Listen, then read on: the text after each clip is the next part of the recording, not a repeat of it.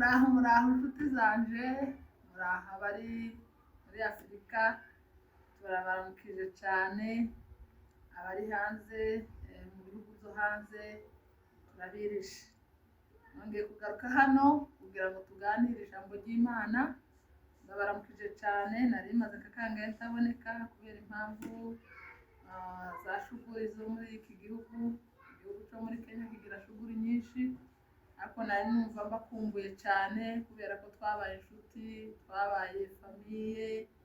Iyo ntinzeho hari abampamagara mu by'ukuri nkumva ko dufatikanyije namwe, abakunda bamwe ntabazi n'abo nzi sigaye nca ku muhanda bakambwira ati komereza aho ngaho, muri iki gihe n'igihe kigoye kiba gisaba ijambo ry'Imana, cyane cyane bakambwira ijambo ryo kugira inama imiryango.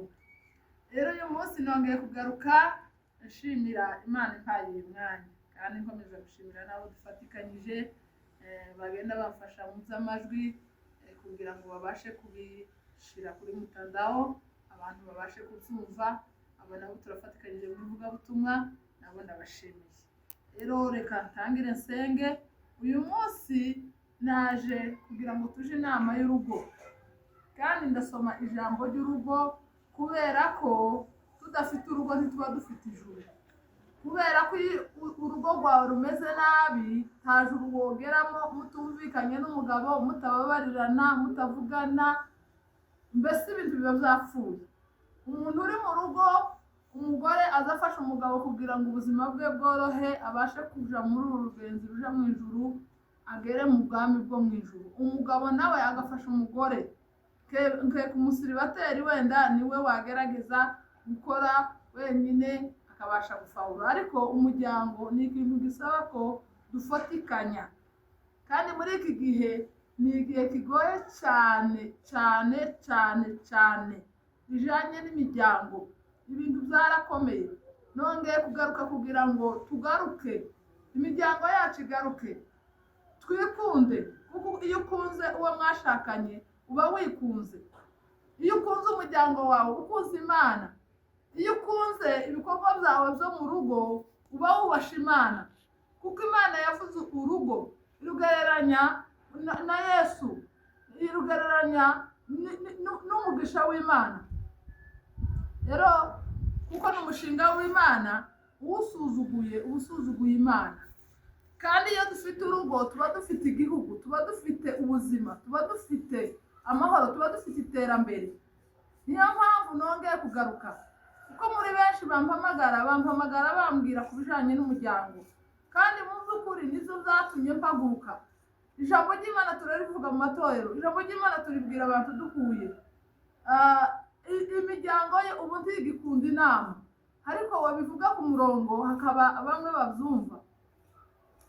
Reka rero dusenge, twiyegereza Imana muri iki kiganiro cyacu kugira ngo kidufashe, namwe kibafashe kugira ngo tuje inama. Twese n'ukuje inama, taho twageze, taho turagera. Umuryango urugo ni ikintu umuntu azahora mu masomo ya buri munsi. Imana ikomeye, Imana igira neza, twongeye kugushima, twongeye kuguhimbaza kuko tugiriye neza, tukaba tugeze aha wumvaga twifuza kugera aha ngaha, kuba wahatugejeje, turagushimiye. Rero uzubane natwe muri iki kiganiro, ubashe kutwambika imbaraga zawe Mwami, utwambika imbaraga z'Umwuka Wera kugira ngo tubashe gusobanura ijambo ryawe uko bikwiriye, tubashe kuvuga uko ushaka, ntaba ari twe, ahubwo izina ryawe Data rihabwe icubahiro, izina ryawe rishimwe. Twongeye kukwereka imiryango Mana. Muri iki gihe imiryango ifite ikibazo, isi ya none ifite ikibazo, kubera ko Satani yinjiye mu miryango, aragenda akaba yinjiye mu itorero, kuko imiryango niyo ivamo itorero, niyo ivamo igihugu, niyo ivamo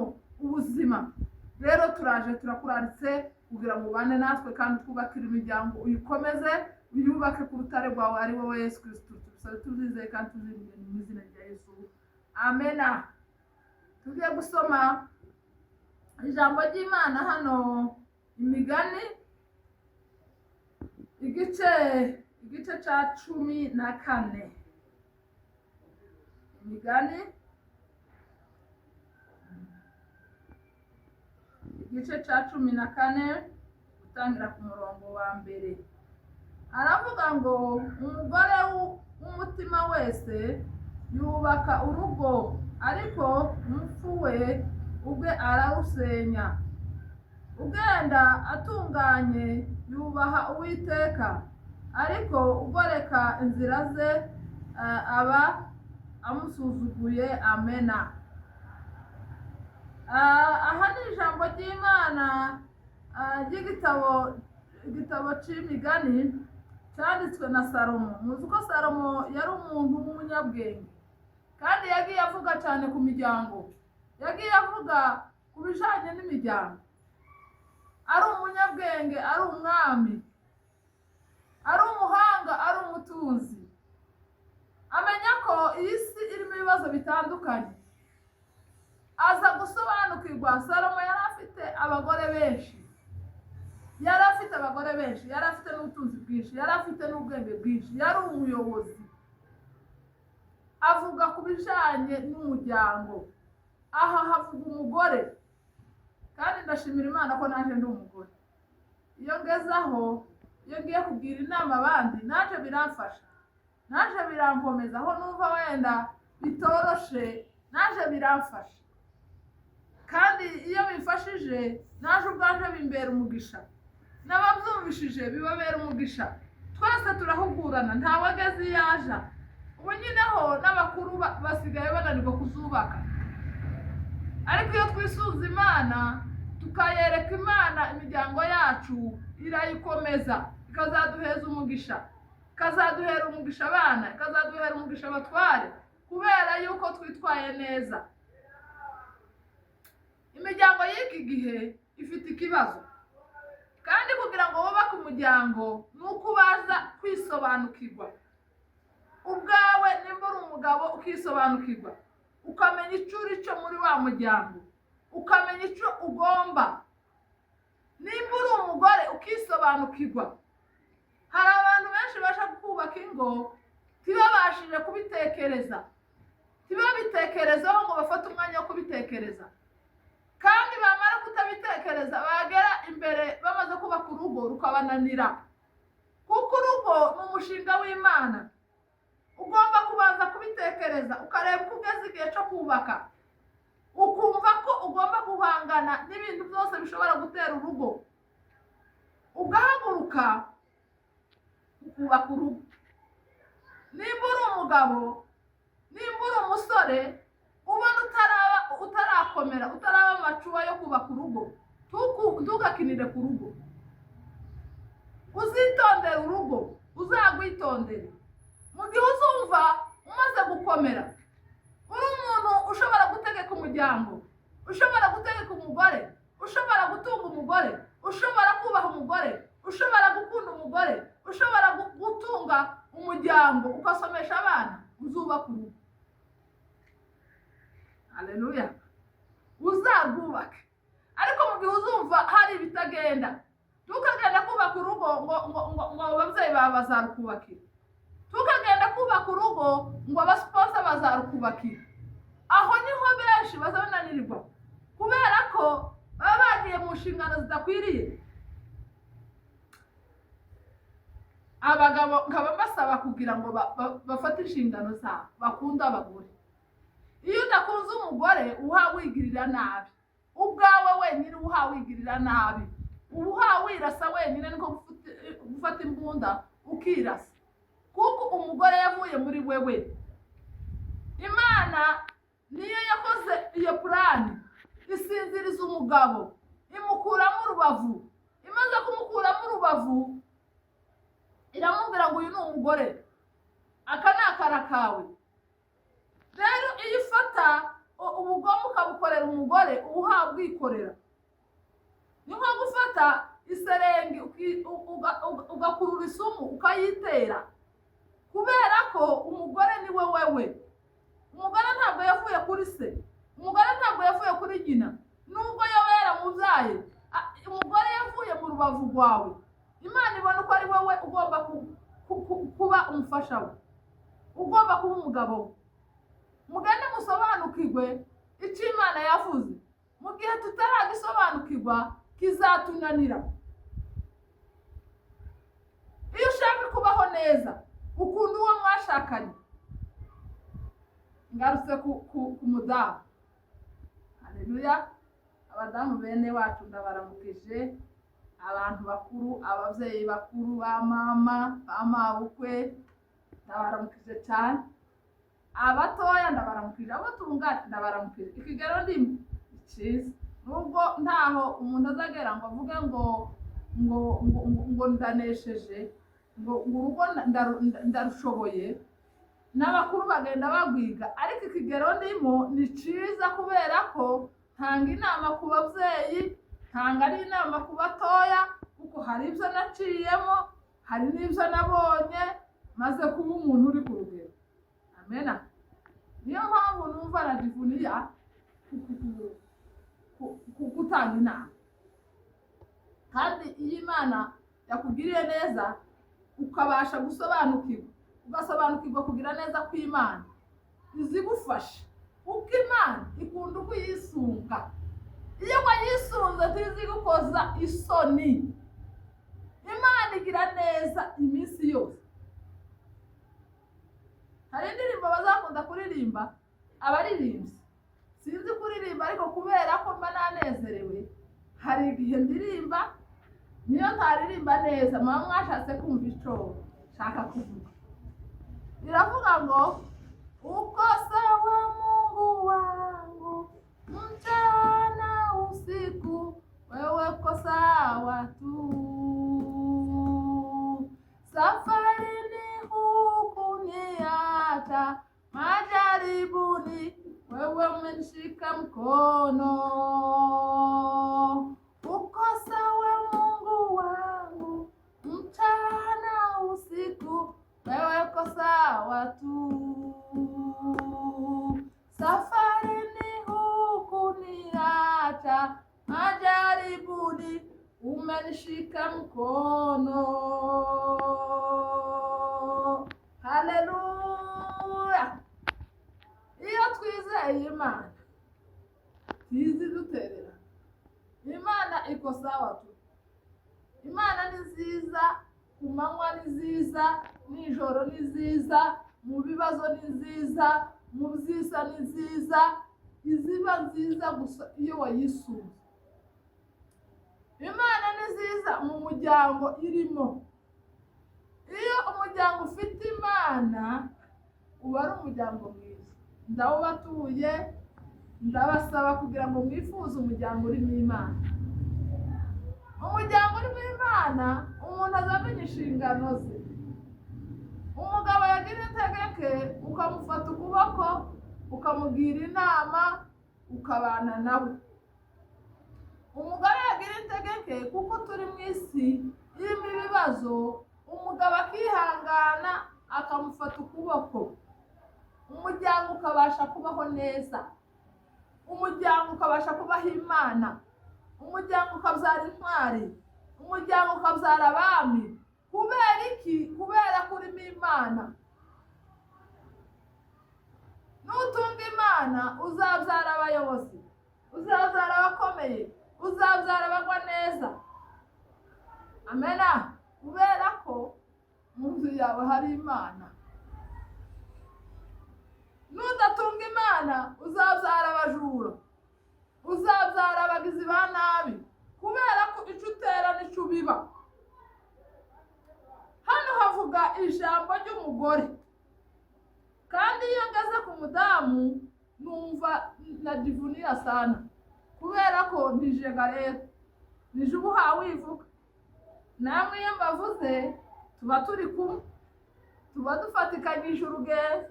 Izo muza mucabo naherezo mbicamo. Niyo mpamvu iyo uvuga ikintu waciyemo kirakubaka cabura uvuga ico wabonye. Haravuga ngo umugore w'umutima wese yubaka urugo. Urugo wubakwa n'umugore. Hari igihe nabivuga abantu bakasakuriza cyane bakambwira ngo uzuvuge ngo se umugore niwe wubaka urugo mu kandi umugabo ngo ari wo mutwe. Iri ni ijambo ry'Imana, ntabwo nabihinze, mubijije nabisoma. Haravuga ngo umugore w'umutima wese yubaka urugo. kandi si uko urwo rugo rutarimo ibibazo, urwo rugo ruba rurimo ibibazo nk'ibindi byose, ariko urahagarara ugashikama ukagwana n'ibigwanya umuryango wawe, warangiza ukabinesha. icyo mbabwiyeho, iyo umugore ahagaze mu rugo neza, zanga bikunda urugo ruza rugahagarara rugashikama. Amena. N'umugabo niyo yoba gito aza agenda akagaruka, araza afite yagize damu yiwe aba yagiye. Hari benshi abagabo nabo bafite ibindi bintu bishizemo muri iki gihe, bakagenda bagasinda 90 kuri 90. Mu by'ukuri aba bagabo bagenda bagarukira iki gihugu turimo, iyi si turimo, si y'ibyo bintu, si y'ibyo bintu byo kwinezeza ugasinda 90 kuri 90. Tituri mu gihugu cyacu benshi, ariko mu bihugu by'amahanga mwariraye, mwaribagiwe, mwibagiwe uko abandi bari ku rugamba, abandi barara ijoro bararira ababyeyi, aho kubasengera, aho kubatera inkunga, abantu bagasinda 90, abandi bakaja mu bintu bidakwiriye byo kwiyanduza, byo kwanduza ubwoko. Mugarukiraho mwoka byaramwe, mugarukiraho. Nta cyiza kiriyo, nta cyiza kiri mu gukorera Satani. Ntaco Satani azahemba urupfu agakoza isoni, ariko umuntu wese wubasha Imana ntizimukoza isoni. Amena. Ntizimukoza isoni.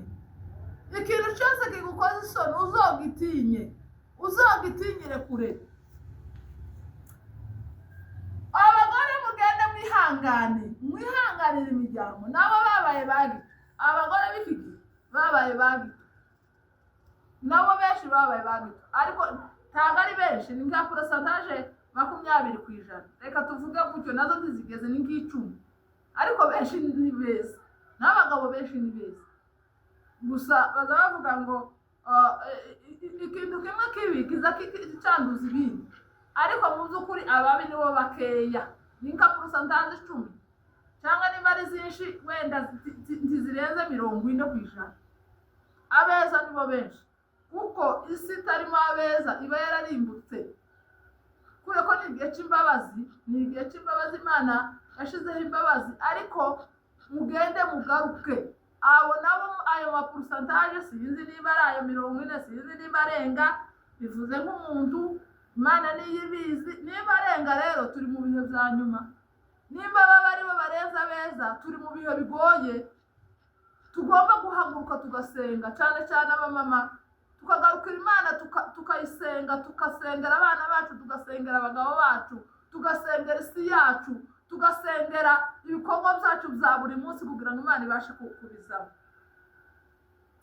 Nkaba nyongeye kubinginga imiryango igarukira Imana, kugira ngo Imana ituhumurishe, itunezeze. Unezererwe mu rugo rwawe, nutanezererwa mu rugo rwawe uzanezererwa hehe? Ko bizokugora kwinjira mu ijuru, kuko utanezerewe muri ino si, ntubashe kubabarira, ntubashe kwihangana, ntubashe kukugira inama nziza, uzabibazwa, kandi bizakugora. Nutinjira mu ijuru bizaba bikugoye, bizaba bibabaje. Indirimbo iravuga ngo waba wararuhiye iki? Ujya munsi utabonye Yesu, waba wararuhiye iki? Waba wararuhiye iki? Tugarukira imiryango igenda igaruke, abasore nabo bagaruke, ingumi zacu zigaruke, ibintu byateye muri ino si mubyirinde cyane. Iyi si igira akanyunyuzwa nk'ibombo, ariko iyo bishira birabiha. Mwisunga Imana, niho hariho ubwiza burenze, niho hari amahoro byamugasinzira, niho mwumva urugo rumeze neza, niho mwumva urugo ruryoshe, niho mwumva Imana mu rugo, niho ubonera Imana. Ariko iyo wumva gusa ijambo ry'Imana ritambuka, urugo rwawe warananiwe kwikontorora cyangwa warananiwe kurukorera, birakugora kugira ngo ugarure Imana uyumve neza. Rero nkaba mbashimiye, kandi nkomeje gushimira Imana ko impaye no mwanya. Ahasigaye abantu bahaguruke, dufatikanye tubashe kwinginga Imana iyo tuba dusenga, iyo tuba tuvuga ubutumwa, ni ukugarura ubwami bw'Imana mu isi, ni ukugarura ubwami bw'Imana mu muryango, ni ukwingingira Imana, kuko iyo uhagurukanye ikintu uzi kwigirira umutwaro ukagisengera. Kubera impamvu y'uko nahagurutse kugira ngo nje inama y'urugo, naje gusanga n'ibintu byiza. Abantu benshi baranganye bakambwira ibibazo, nkabagira inama, nagira gutya nkabona hari abakijijwe, nkabona hari abantu basubatse, ngashimira Imana. Cyubahiro gukomeza igihugu cyayo. Amena. Turangiriza aho, tuzakomeza gutaha.